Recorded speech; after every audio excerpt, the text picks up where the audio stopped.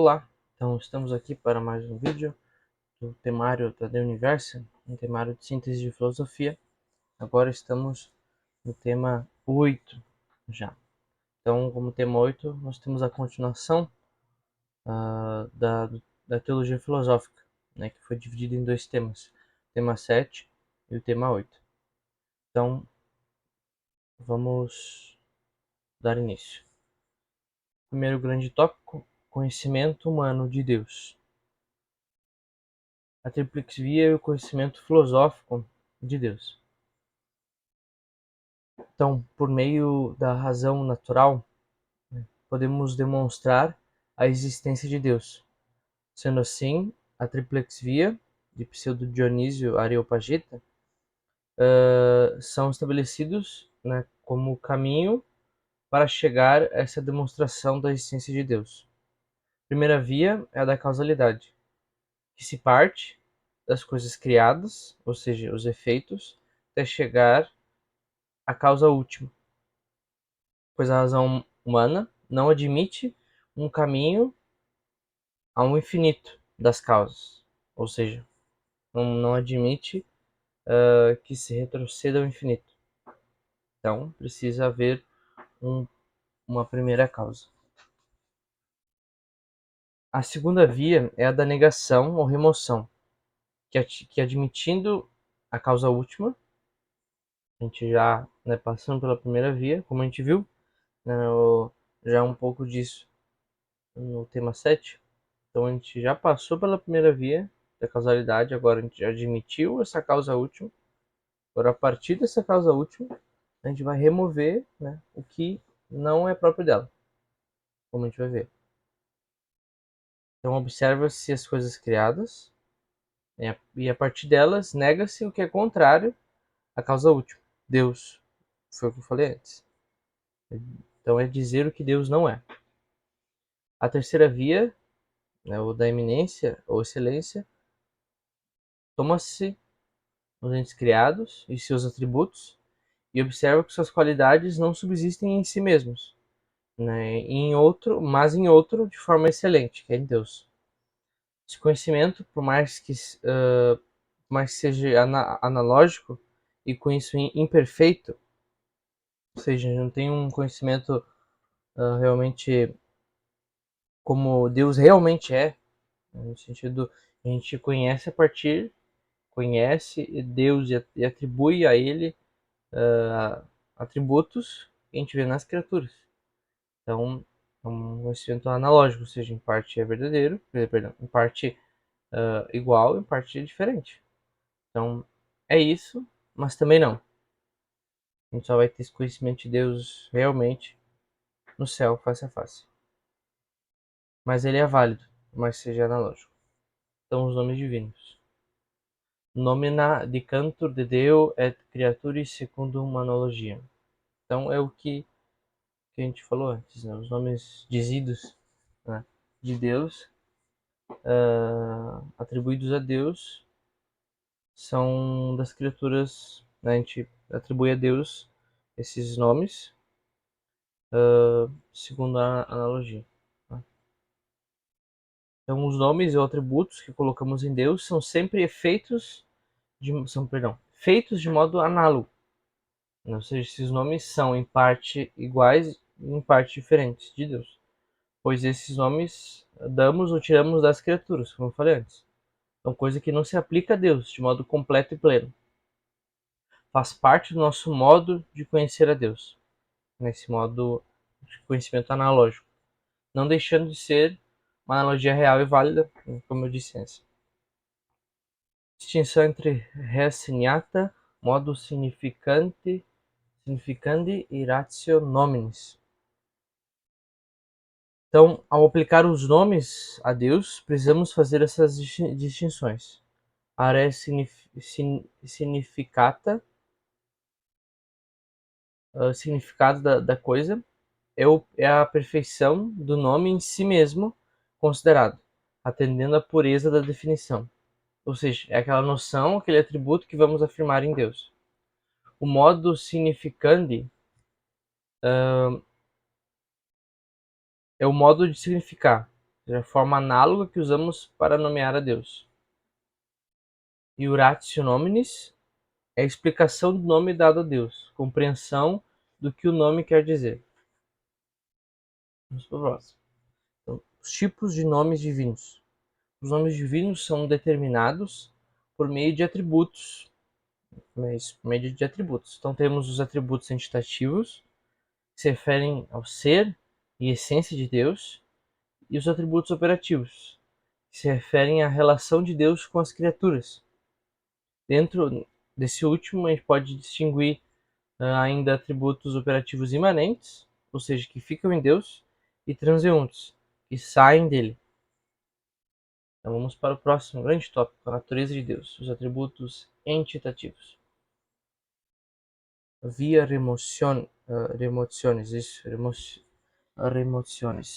Então vamos aplicar a triplex via, né, de Pseudo Dionísio. Agora a segunda via, a via remociones, ou seja, a via da remoção. Então a gente já, né, na primeira via da causalidade, pegando os atributos não, as vias de Santo Tomás, a gente já viu que Deus é a causa última de tudo. Então, a partir desse conhecimento que nós já adquirimos, ou seja, essa noção de que Deus é essa causa última, agora a gente vai tirar de Deus, dessa causa última, tudo que não é dele. Então vamos começar. Deus é simples, ou seja, uma negação da composição. Deus é simples, ou seja, não tem composição ou partes. É simplíssimo. Ele não passa da potência ao ato. É ato puro. Então nele não há composição de matéria e forma, de substância e acidente, de ser e essência, de suposto e natureza, de gênero e diferença específica. Ou seja, Deus é simplíssimo, ele é ato puro. Ele não passa dessa não passa de potência a ato, né? Ele não tem nenhuma composição, negação de composição, simplíssimo. Ele é uma coisa só, simples. Justamente ele é ato puro. Perfeição, negação de falta. Deus é a suma perfeição, ou seja, é o que ao qual nada falta daquilo que é do seu próprio ser. Essa perfeição está relacionada com a bondade, que é a perfeição que se comunica. Então nós recebemos essa comunicação de perfeição, nós recebemos isso, né, de Deus, que é a fonte última, que é Deus. Temos essa comunicação de perfeição de Deus. Ele sacia todo o desejo humano. Ele é o descanso da vontade, ou seja, é esse bem que nós procuramos, em qual tem possui todo o bem, toda a perfeição, que é o descanso da vontade. Ou seja, em Deus a vontade descansa, ela tem o objeto que ela busca. Infinidade, negação de limites. Deus é o ser sem limites, ou seja, infinito.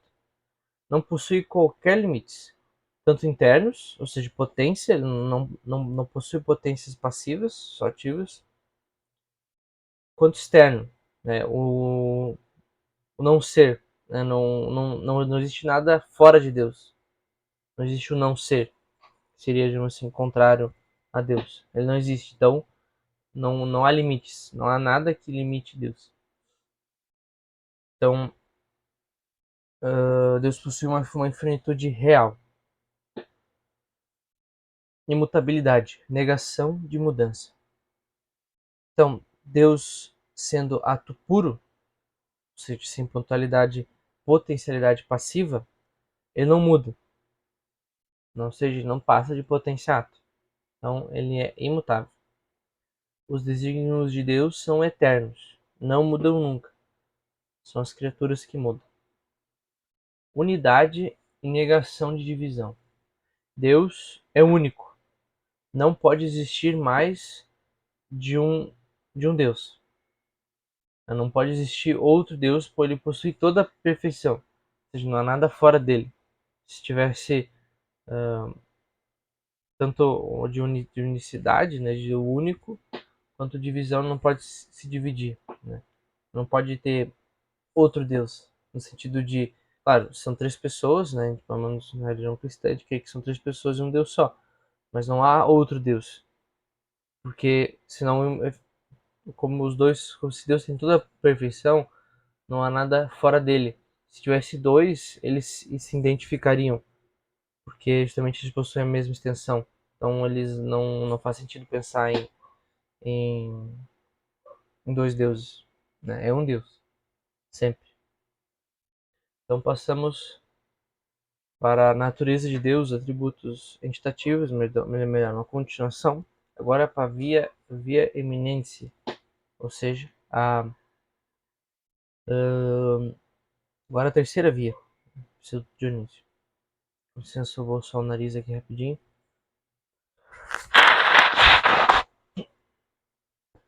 Perdão. Então, deuses os transcendentais. Res unum aliquid ferum e bonum. Faltou pulcrum.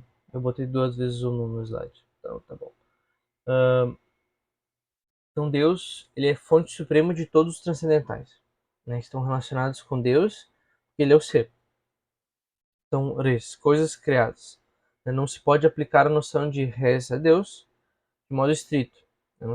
Não quer dizer que Deus não tem essência, mas ela não limita o ser. Mas é o seu ser. E justamente res, coisa, implica, né, uma essência. Então, unum. Em Deus não há partes, simplíssimo, ato puro, né, como a gente viu antes. Aliquid. Não é uma coisa entre outras, mas é o outro em excelência. Verum. A verdade das coisas vem de Deus. Tudo está na mente de Deus. Ou seja, tudo é cognoscível, tudo possui essa conveniência com o intelecto, por causa de Deus. Tudo está. Deus é a verdade. O ser bonum, o ser de Deus é bom. Ele é a bondade, no qual as criaturas participam. Ou seja, ele é a bondade. O pulcro, não existe em Deus todas as perfeições, a suprema beleza contemplável. Ele é a harmonia, é o que agrada contemplar, por excelência. Onipresença de Deus. Então, Deus está em todas as coisas, né? Por potência, por presença e por essência. Então, essa imagem nós vamos tirar, se não me engano, da Suma Teológica. Então, por essência, que São Tomás vai usar imagens, né, que nos ajudam a entender a onipresença de Deus. Então, por essência, Deus é como um rei no seu trono. Ele dá o ser a todas as coisas. Por consequência, perdão, uh, isso, por consequência, a participação do ser, ele é a causa de tudo. Por potência, Deus é um rei no seu reino, pois todas as coisas estão submetidas a seu poder e agem de acordo com a sua providência. Por presença, Deus é um rei em seu palácio. Vê todas as criaturas ele vê todas as criaturas diante da presença de Deus sempre. Ou seja, Deus sempre, as criaturas estão sempre na presença de Deus, sempre. Eternidade divina. Começar a existir é uma imperfeição. Então isso não cabe a Deus. Essa eternidade, né, vem da imutabilidade. Em Deus não há passado, presente nem futuro. Ele é a sua própria durabilidade. Ele é o ser. Não cabendo a ele somente tudo de eterno. Essa eternidade, né, é a total, perfeita e simultânea posse da vida interminável. Isso para nós. Passado, presente e futuro se apresenta de uma vez para Deus, como se tivesse a eternidade não é um tempo infinito. Ele é difícil explicar, mas está como que fora do tempo, né? E tudo como que acontece de uma vez só. É difícil, a gente só vai ter essa experiência quando realmente tiver ela, né? Essa experiência depois de morrer. Mas é assim, conhecimento analógico, né? Fazer o quê? É assim a vida. Um último ponto deste grande tópico. Ipsum est per se subsistens. Então ele é o ser, subsistente por si mesmo, né? Que não depende de nada, né? Causa incausada, fonte de todo ser e de todos os seres. Ele é o que subsiste por si. Ele é o ser necessário. A gente viu na terceira via, se eu não me engano, de Santo Tomás, no tema 7. Próximo, o agir de Deus, os atributos operativos de Deus. A ciência divina, existência e objeto da inteligência divina. É possível demonstrar a existência de Deus partindo das coisas criadas. Passo que aqueles que são dotados de conhecimento têm maior amplitude e extensão. Ora, a limitação da forma se dá pela matéria. Por isso, dizemos que quanto mais são imateriais as formas, mais se aproximam de uma certa infinidade. Por isso, sendo Deus somente imaterial, conclui-se que é por excelência dotado de inteligência. O objeto da inteligência de Deus é sua própria essência. O objeto sempre presente é o pensamento divino, com o que se identifica, e de forma secundária, todos os seres, pois Deus conhece todos os seres reais, do passado, do presente e do futuro, assim como os possíveis. Deus os conhece na sua própria essência. Segundo ponto, a maneira como Deus conhece as criaturas, ideias e exemplares. Então Deus não precisa sair de si para conhecer as coisas, pois todas as coisas estão nele. Então todas as ideias exemplares estão na sua mente. Na verdade, de lá que todas as coisas vieram. Terceiro ponto, distinção entre ciência de simples inteligência e ciência de visão. A ciência de visão é o conhecimento que Deus tem das coisas externas a si próprio, que criou ou criará, passadas, presentes e futuros. Já a ciência de simples inteligência é o conhecimento que Deus tem do possível, ou seja, daquelas coisas que ele poderia ter criado, mas não criou e nem criará. Inteligência isenta da vontade correspondente. Então isso está no Manual Schematic Filosofia, Ives Gandra Martins Filho. Muito bom esse manual, bem completo. Então, próximo ponto, conhecimento dos futuros contingentes. Deus conhece todos os contingentes, que se atualizam continuamente a nós. Isso. A eternidade dá-se todo de uma vez, né, como eu disse antes, abrangendo todo o tempo. Logo, Deus conhece todos os seres, mesmo os futuros. Conhece todas as coisas ab eterno, ou seja, desde a eternidade. Vontade divina. A existência e objeto da vontade divina.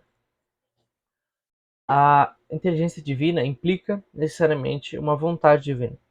Não basta ter desígnios, mas também querê-los. O objeto da vontade divina é primeiramente a si mesmo. Ele ama a si mesmo da mesma forma que se conhece, ou seja, infinitamente. Deus é o próprio objeto da sua vontade. Ama também todas as criaturas, na medida que imitam a sua essência divina. Quer que todas as criaturas retornem a Ele para participarem de sua perfeição. A maneira como Deus ama as criaturas. Há dois tipos de amor, um de concupiscência e outro de benevolência. O primeiro busca se aperfeiçoar e o segundo busca comunicar-se. Em Deus não existe esse amor de concupiscência. Ele não precisa se aperfeiçoar, mas o amor benevolente. Ele já é perfeito, então ele busca se comunicar, né, aos outros. Por isso criou o mundo. Distinção entre vontade antecedente e vontade consequente. Isso é uma citação de São Tomás. Deus fez todos os homens para a felicidade. se diz que quer, perdão, Deus fez todos os homens para a felicidade, se diz que quer a salvação de todos como vontade antecedente. Entretanto, como vontade consequente, porque alguns se opuseram à salvação, às quais a ordem de sua sabedoria não permitiu vir a salvação por causa dos defeitos deles, colocou neles, de outro modo, aquilo que pertence à sua bondade, a saber, castigando-os por sua justiça, para que assim, enquanto se separam da primeira ordem da vontade, ou seja, que Deus quer que todos se salvem, caiam na segunda. E por isso, ainda que não façam, ou seja, que haja justiça pelos seus defeitos, pecados cometidos. E por isso, ainda que não façam a vontade de Deus, cumprem neles a sua vontade. Cumprem neles a sua vontade, ou seja, mesmo que eles não façam por vontade própria, eles vão fazer depois, não façam a vontade antecedente, eles fazem a consequente. Então eles, contudo, o defeito mesmo do pecado, pelo qual alguém se torna digno de pena no presente ou no futuro, não é querido por Deus, nem como vontade antecedente, nem como consequente, mas apenas é permitido por ele. Isso vai nos dizer São Tomás, seu tratado sobre a vontade divina. Ou seja, então sempre a vontade de Deus é cumprida, sempre. Não importa o que aconteça, ou como vontade antecedente, ou como consequente, ela sempre é cumprida. A liberdade divina.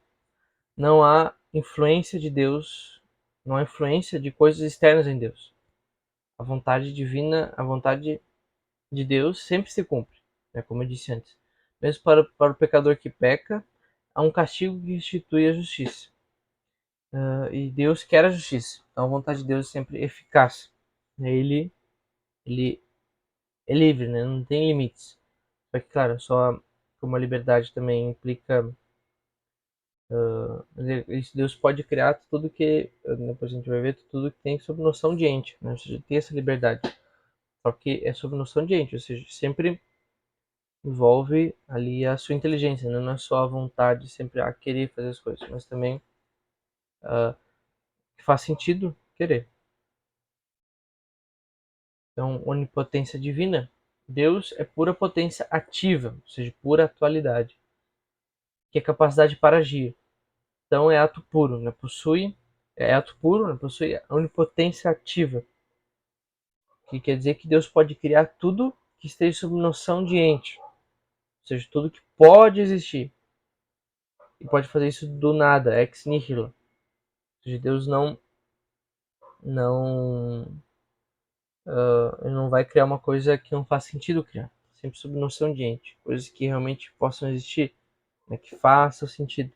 Se não faz sentido um triângulo redondo, uma pedra como é que é Deus criar uma pedra que ele não possa carregar, tanto que Deus é material, não faz sentido, mas Deus não poder carregar, mas isso não, é que eu posso dizer, não faz sentido. Deus não cria coisas sem sentido, entende? Então, próximo, a criação. Deus e as criaturas, a criação, demonstração da criação. Criação é a ação divina pelo qual Deus faz as coisas do nada, Productio ex nihilo, ou seja, sem a utilização de qualquer matéria pré-existente. Deus é onipotente, ele possui todo o ser, ele é todo o ser. Então pode criar todas as coisas que quer e que possuem a noção de ente, a partir do nada. Aí vemos que essa criação possui uma perfeição que não tem causa em si mesmo, né, mas em outro. Ou seja, é necessário um ser supremo, criador de tudo. As coisas que nós vemos não têm sua razão em si mesmo, né? O universo não tem, não é um ser, não é um ser, o YS subsiste, ou seja, o ser subsistente que explica a si mesmo e blá, blá, blá. Não, não é. Ele precisa de algo anterior a ele que explique ele. E nós chamamos de Deus. Deus é o Criador.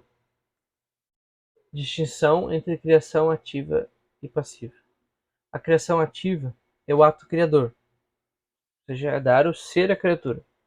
Criação passiva é o efeito da criação, ou seja, as coisas criadas. É dar nova forma a algo já existente. A criação não é emanação das criaturas a partir de Deus. Ela é participação. Debate sobre a eternidade do mundo. Então, não é impossível que o mundo não tivesse um começo. O Akinat, né, São Tomás de Aquino, afirma que não é possível refutar racionalmente a eternidade do mundo. Por fé, sabemos que o mundo teve um início no tempo. Para sabermos se o mundo foi criado no tempo, nossa mente deveria estar fora do tempo. Uma causa, quanto mais perfeita, quanto mais perfeito o efeito é simultâneo à causa, perdão. Uma causa, quanto mais perfeita, o efeito é simultâneo à causa. Então, quanto mais perfeita, não, Deus poderia criar o mundo desde toda a eternidade. Ou seja, continuaria a ser criado. Né? O mundo continuaria a ser criado, uma criatura, mas desde toda a eternidade. Então, o mais provável, pela razão, é que ele seja eterno. Só que o problema é que temos o problema da caducidade, né? Ou seja, uma coisa eternamente caduca. Então, complica. Mas, pela razão, não tem como refutar totalmente a eternidade do mundo. Por fé, a gente sabe. Por isso que Aristóteles não estava de todo errado, né? Mas como com a fé a gente tem esse conhecimento mais puro. O êxitos das criaturas. Então significa que todas as coisas vêm de Deus, ou seja, êxitos saíram de Deus. Todas têm sua fonte nele. Ele é a causa eficiente primeira de tudo o que existe. Ou seja, todo o universo saiu de Deus. Como eu disse, depende dele, depende no ser. É a sua causa. Então, a distinção das criaturas de acordo com a sabedoria divina. Então, há uma distinção de acordo com a sabedoria divina, pois ele trouxe as coisas ao ser para comunicar a sua bondade às criaturas que a representam. Então, como essa não pode ser representada suficientemente por uma criatura, produziu muitas e diversas. Por isso, o que falta em uma para representar a bondade divina é suprido por outra. Sendo assim, há uma hierarquia nos seres, por meio do grau de perfeição. Temos então, começando pelos mais baixos, os seres inanimados, pedras, que carece de vida, sensação, intelecto, ser vegetativo, tem capacidade de crescer, nutrir-se, reproduzir, mas não tem uma sensação desenvolvida em intelecto. Ser sensitivo, ou seja, os animais, têm capacidade de sentir, mas não têm intelecto. E os seres humanos, que possuem sensação e intelecto. E os anjos, que são intelecto puro. Então isso eu disse nosso amigo Wesley Lopes, meu colega. Então o réditos das criaturas para Deus, ou seja, a volta. Deus como fim de todas as criaturas. Deus é a sua perfeição, o fim último de todas as criaturas. Sendo Deus a sua perfeição, ele atrai para si todas as coisas. Porque todas as coisas, a natureza tende ao seu bem, né? Que é Deus. Então, ele é o máximo apetecível, ou seja, é o que atrai, é o bem. Então, todos devem unir-se a Deus, sua fonte e fim. Conservação das criaturas no bem. O ato pelo qual Deus conserva a criação não se distingue do ato pelo qual Deus criou o mundo, que é a da ação de ser. Né? O ser é dado e conservado por Deus. O nada é a situação da criatura se Deus não a conservasse no ser. Deus criou e conserva todas as coisas no ser, e todas elas são boas por causa dele. Moção divina para o bem, Deus como causa do agir das criaturas. Todo o agente age por causa de um fim. De outra forma, a da ação do agente não resultaria antes isso do que aquilo, senão por acaso. Ou seja, se não tivesse fim, não seria por acaso, não resultaria numa coisa específica. O agente e o paciente, enquanto tais, têm o mesmo fim, mas cada um diferentemente, pois uma única e mesma coisa o agente quer comunicar e o paciente receber.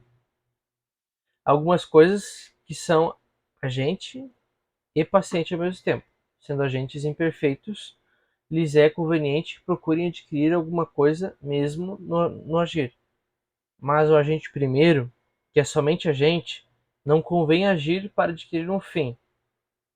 Sua intenção é simplesmente comunicar sua perfeição, que é sua bondade. A cada criatura, e cada criatura visa obter sua perfeição, que é a semelhança da perfeição e da bondade divinas. Assim, a bondade divina é o fim de todas as criaturas, todas as coisas. Ou seja, todas as criaturas agem em vista de um fim e no final buscam Deus, né, que é o máximo bem. É a causa do bem, o fim que procuram. Né? Ou seja, porque tudo age em vista de um fim. Se não tem essa causa final, essa finalidade, não há ação. E Deus é essa suma, como é que eu posso dizer, essa sumo bem que move as coisas, né? Que vai ser, em parte, é o motor imóvel de Aristóteles, ou seja, não se move, ele não se move porque ele move os outros, né? Ele é como causa eficiente, causa final. Então, a providência divina, o governo divino e a lei eterna. Então, a providência é a ordenação das coisas a seu fim, segundo uma lei. Cada criatura tem os seus próprios bens dispostos por ele, ou seja, por Deus. Sendo assim, Deus governa seus governados a seu fim através da lei eterna. As três estão intimamente ligadas e concorrem para o fim das criaturas. Ou seja, tudo está na providência de Deus. Tudo Deus move todas as coisas, né, através da sua lei eterna, né, que vai guiando as suas criaturas para o seu fim.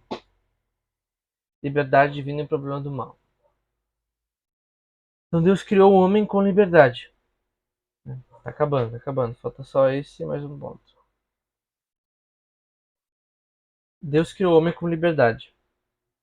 Porém, essa, a liberdade, é falha, né, por causa do pecado original. Mas mesmo o homem usando o mal, a liberdade, Deus quer ela. Quer a liberdade. Não quer o mal, porém quer que o homem seja livre. O homem pecando ou fazendo o bem está fazendo a vontade de Deus, que é que ele seja livre. Então a liberdade tem um valor mais alto do que o mau uso dela. Deus não pode querer o mal, né, pois este não atrai, ou seja, não é um bem, não pode querer isso. Então não atrai a vontade divina. Não faz sentido. Mesmo o homem não e mesmo o homem ele não quer o mal por si mesmo, né, mas sempre por acidente, ou seja, em razão de um bem, sob espécie de bem. Ele sob razão de bem, né? Ele parece um bem, mas não é bem verdadeiro. Então ele atrai porque carrega algum tipo de bem, o mal, né? O mal, por sua vez, é a ausência de um bem devido. Na natureza, né, podemos muitas vezes presenciar situações que nos parecem o mal. Contudo, a ordem da natureza requer alguns excessos para se retornar à normalidade. É próprio da lei da natureza. Ou seja, se eu, o ser humano, as criaturas fazem alguma coisa, há uma consequência. Só que só que como a natureza segue uma lei, para voltar essa lei ao normal, às vezes precisa de alguma radicalidade. E acontece os desastres. né? Porque é como que uma ação e reação. Então, a natureza sempre tenta voltar pro normal dela. Só que você tem o ser humano, que de certa forma é independente, pode causar esse distúrbio na natureza, coisa que os animais não fazem, né, ou pelo menos não com tanta frequência, não em escala tão grande. Então, a natureza não acaba não tendo esse choque, né, tão grande. Então, e outra coisa que nós podemos também lembrar é que o plano material deve servir ao espiritual. Ou seja, Deus se utiliza dos males físicos para o engrandecimento das almas, né, alcançando um bem maior, que é espiritual, né, sua salvação. Quanto ao mal moral, o homem, tendo liberdade, pode escolher ir contra os planos de Deus, né, porém terá consequências.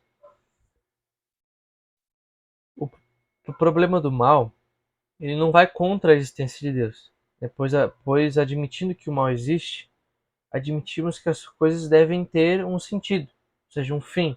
Logo, admitimos a existência de um ser que possa dar esse sentido às coisas, pois nada age em vista de um fim sem conhecê-lo. E se as coisas físicas inanimadas não conhecem seu fim, alguém deve conhecê-lo para movê-las para tal. E outro ponto interessante, que o mal, sendo a ausência de um bem devido, se eu se eu admito que aquilo é um mal, se eu admito a existência do mal, eu admito que algo está faltando ali.